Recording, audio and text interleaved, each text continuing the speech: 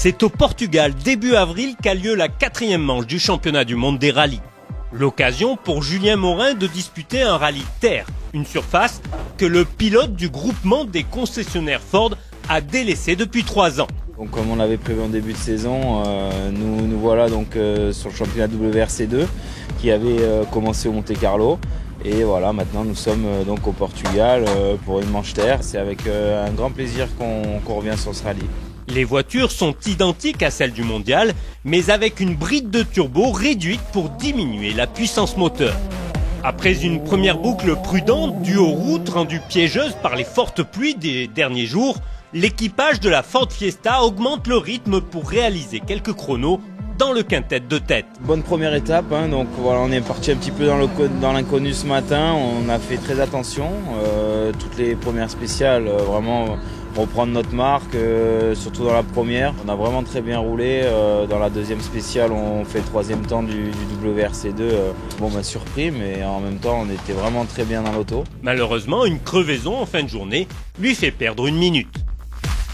La seconde journée se dispute sans encombre et sans erreur.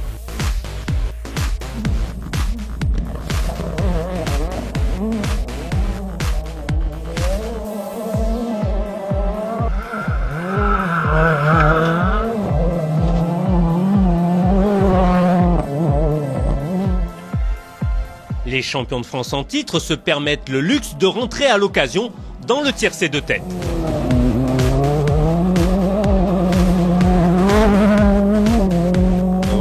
Dans le bon rythme, sans trop forcer, donc c'est vraiment très encourageant, on ne s'attendait pas à une si belle journée. On est quand même vraiment bien par rapport à ce qu'on pensait et je pense qu'en 1 ou 2 rallyes là ça va devenir vraiment aussi vite que sur la strat. Lors de l'étape dominicale relativement courte, c'est une vulgaire cause d'alternateur débranché qui oblige Julien Morin et Nicolas Klinger à abandonner à quelques encablures de l'arrivée. Une déception bien vite compensée par les promesses des courses futures. Ça faisait 3 ans qu'on n'avait pas roulé sur la terre. Dès le 2e jour, même dès la fin du 1er jour, on a fait des temps dans les tout meilleurs de la catégorie qui ont une grosse expérience et qui sont les références, donc grosse surprise.